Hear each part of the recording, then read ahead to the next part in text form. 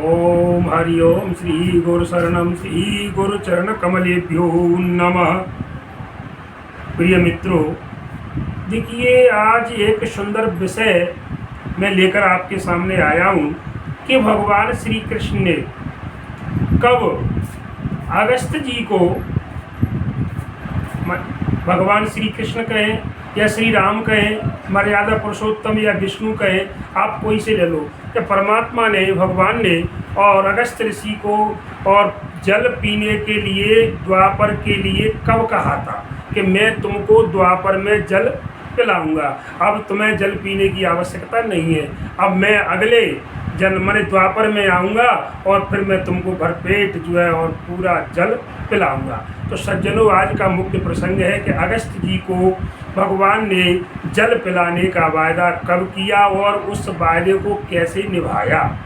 तो इसके लिए सज्जनों, में सबसे पहले मैं आपसे एक निवेदन करना चाहता हूँ कि आप हमारे चैनल को सब्सक्राइब करें, बेल आइकन दबाएं और शेयर करें, जिससे हमारा हौसला बढ़ता रहेगा और परमात्मा की जो कथा है, परमात्मा के जो गुणानुवाद हैं, वो अधिक से अधिक लोगों तक जो है सनातन धर्म का प्रचार होता रहे। सनातन धर्म का प्रचार करने के लिए ही हमने इस कार्य को शुरू किया है और हमारा कोई मकसद नहीं है यूट्यूब पर जाने का। इसलिए सज्जनों, तो मैं आपके प्रति उसी बात पर लौट करके आता हूँ कि कैसे अगस्त ऋषि को जलपान कराया भगवान श्री कृष्ण ने द्वापर में और ये कब कहा था। तो इसके लिए देखिए, एक समय की बात है, भोलेनाथ, भगवान शंकर और माँ पार्वती कैलाश पर बैठे थे और आपस में चर्चाएं उनकी चल रही थी बैठ करके, और बड़ी चर्चा चल रही थी।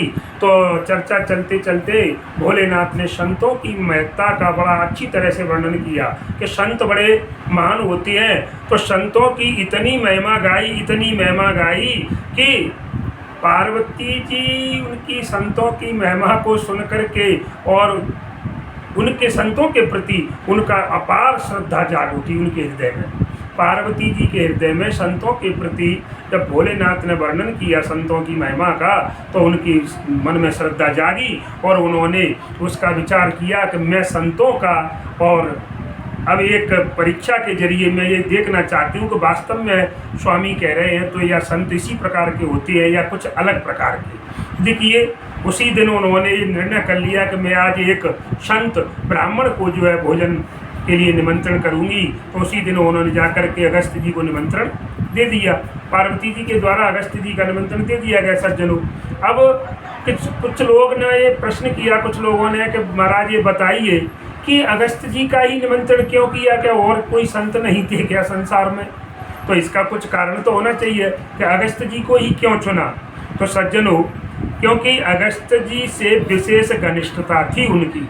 इसका उत्तर है कि अगस्त जी से उनकी विशेष घनिष्ठता थी। तो आदमी अपने घनिष्ठ संबंध वाले व्यक्ति को ही सबसे पहले बुलाता है।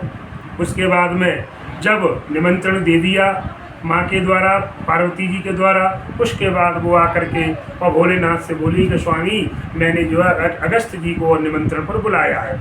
तो सज्जनों देखिए, पहले तो अगस्त जी के निमंत्रण की बात को सुनकर के भोलेनाथ हंसे, मन ही मन विशेष हंस करके।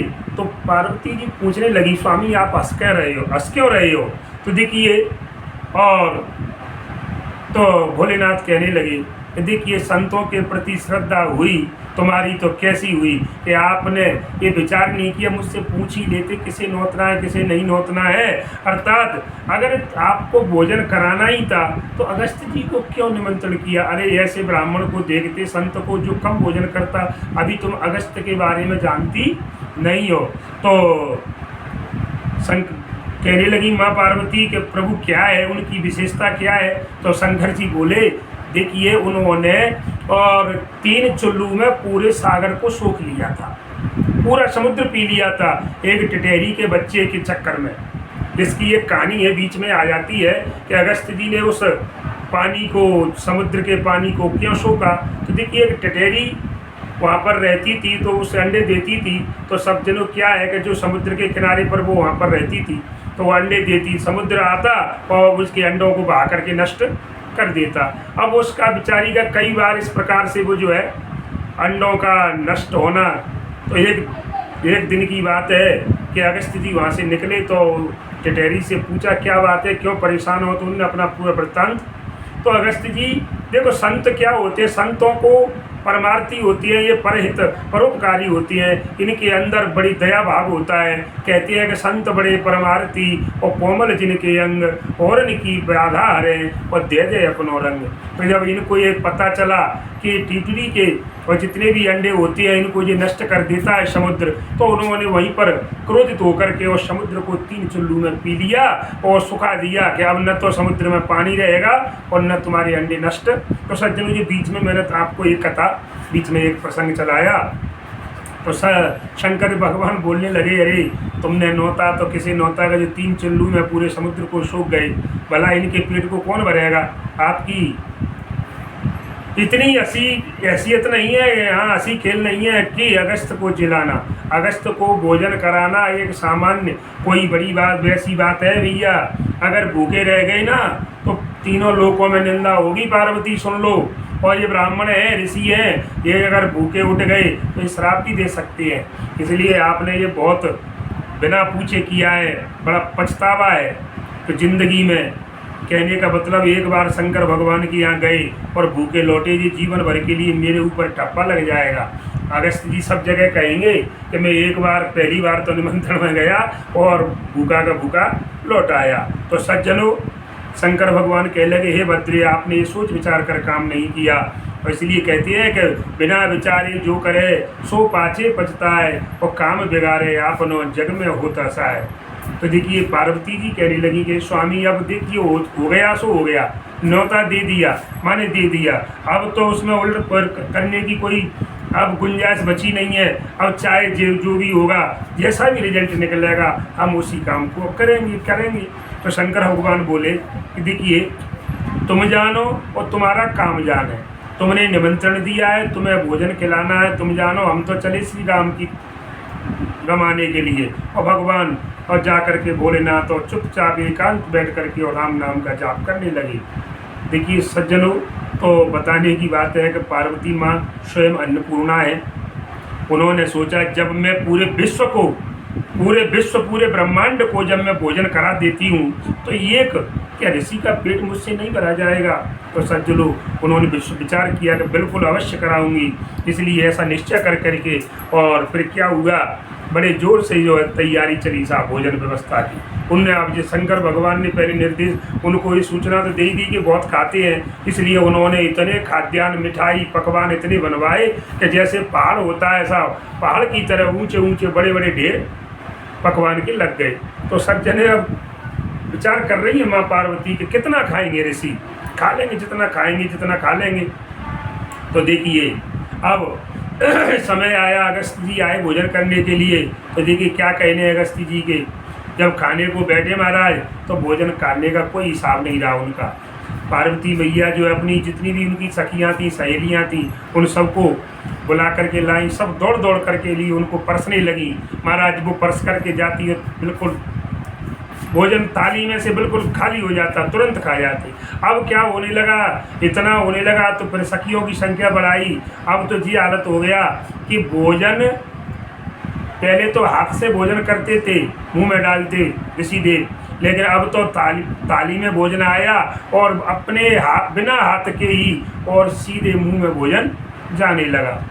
अब इस चरित्र को देख करके मैं सखियाँ बड़ी घबराई, अरे ऐसा न हो जाए कि ये भोजन खिंच रहा है ऋषि की, जो ऋषि नहीं है भैया, ये तो कोई पता नहीं कौन है जी, तो हमें इसके मुंह में नहीं चली जाए। तो वे बेचारी दूर दूर भागने लगी इस प्रकार से देखिए, और घबराई कि हम खींच नहीं जाए, इनके अंदर तो कोई आकर्षण शक्ति है इनके अंदर, तो ये भोजन को खींच रहे हैं।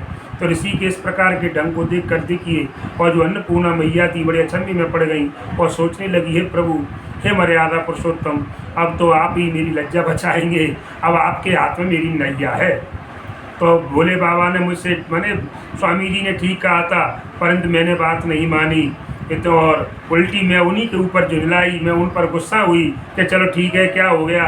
लेकिन महाराज अब हे प्रभु, तो परमात्मा से विनती कर रही है बैठ करके मर्यादा पुरुषोत्तम श्री राम जी सरकार से कि स्वामी अब आइए, आप मेरी सहायता करिए, अब क्या होना है। क्यों कि मेरे स्वामी ने तो मुझसे मुख फेर लिया है, वो तो बैठ गए दूनी रमाली राम राम का जप कर रहे हैं। और निश्चय ही तब जाकर के महाराज अन्नपूर्णा देवी ने जो है भगवान का दरवाज़ा खटखटाया और बताया गया। इसलिए कहावत बताइए, मुझको एक कहावत याद आई कि हारे को हरि नाम, जब कोई नहीं है तो हरि का नाम ही उसका जो है, और बिगड़े हुए समय में और परमात्मा का नाम ही उसे पार करता है। आपको कई जगह चर्चा दी कि द्रौपदी के जब कहीं पर टेर न सुनी, सब पतियों ने न ऋषि अपने गुरु द्रोणाचार्य बैठे हुए थे, भीष्म पितामह, किसी ने नहीं सुनी। लेकिन जब परमात्मा का कहते लास्ट में जब सबसे हो गया कि किसी का कोई सहारा नहीं बचा, तब लास्ट में परमात्मा को पुकारा। तो कहते हैं हारे को हरिनाम, जैसे गज और ग्राह में, तो जब गज ने लास्ट में जब सब बल थक गया तब परमात्मा को पुकारा, तब जाकर के जो है भगवान दौड़े आए। तो सज्जनों हारे का हरिनाम है, तो तब जाकर के और माँ पार्वती के द्वारा हरि को पुकारा गया। तो भगवान तुरंत ही देखिए उसी समय भक्त की रक्षा के लिए भगवान तुरंत आते हैं। तो एक ब्रह्मचारी का वेश धारण करके और भगवान वहाँ पर आ पहुँचे और कहने लगे भगवती भिक्षाम देहि, हे देवी हमें भिक्षा दो, हम भूखे हैं। तो पार्वती जी तो घबरा गई, क्यों पहचान नहीं पाई कि ये कौन है। कि भाई एक ऋषि तो अभी बैठे हैं भोजन के लिए, उनकी व्यवस्था तो हो नहीं पा रही, वो तो अब दूसरा ये कहाँ से आ गया, भाई इसकी व्यवस्था कहाँ से करूँ मैं। इस प्रकार से बड़ी परेशान होने लगी।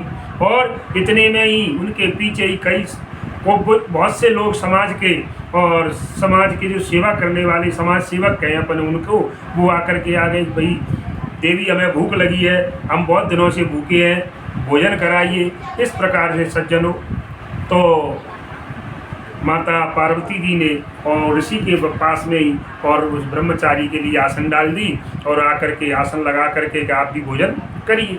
अगस्त जी ने मना किया कि मेरे पास में आप आसन नहीं लगाओगे, नहीं, उन्होंने मना किया। लेकिन ब्रह्मचारी भी डट गए, क्योंकि वो तो स्वयं परमात्मा थे कि नहीं मैं बैठूंगा तो यही बैठूंगा।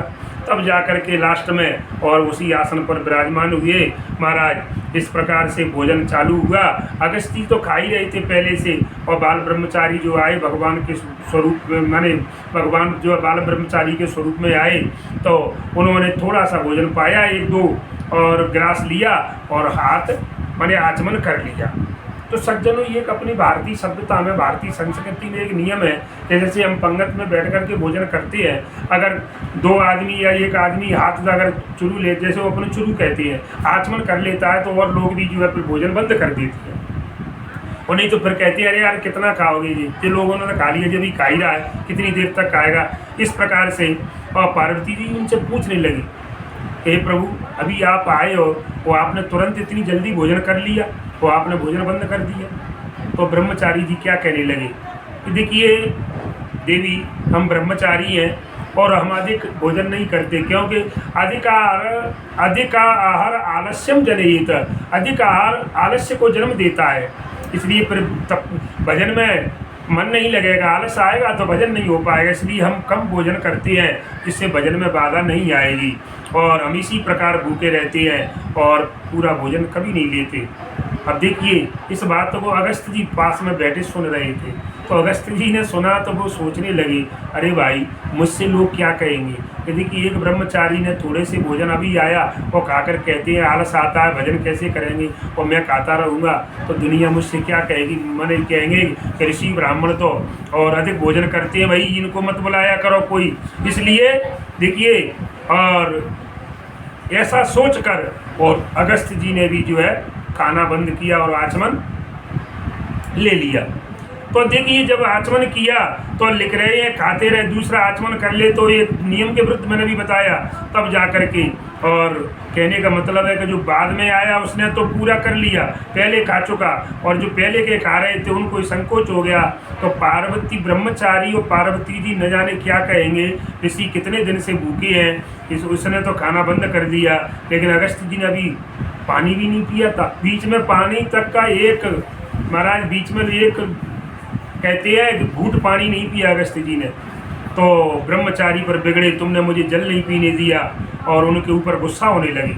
तब देखिए वो ब्रह्मचारी जो भगवान, तब उन्होंने अपना स्वरूप दिखाया तब ब्रह्मचारी ने प्रकट होकर के भगवान ने अपना स्वरूप दिखाया और कहने लगे, हे अगस्त, हे ऋषि, ठीक है, आप धैर्य को धारण करिए, आप गुस्सा क्रोध को त्यागिए, आपको पानी नहीं पीने दिया बीच में, इसका कारण समझ लो।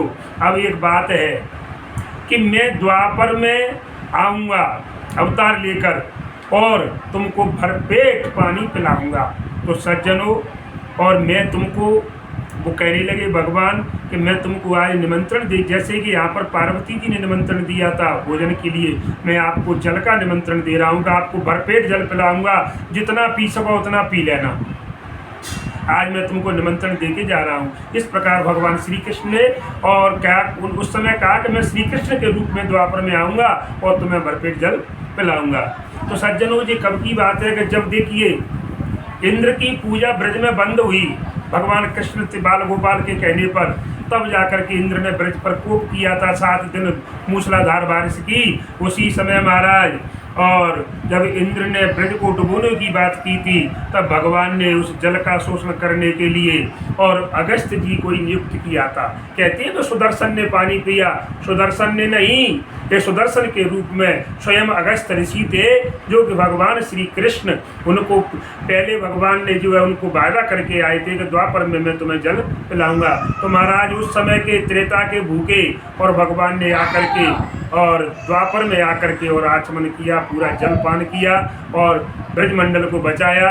इस प्रकार से सज्जनों, मैंने आपके प्रति एक कथा का वर्णन किया कि किस प्रकार भगवान श्री कृष्ण ने और अगस्त जी को जो है अपने जो जल पिलाया। इसी के साथ जय श्री राम, जय हनुमान।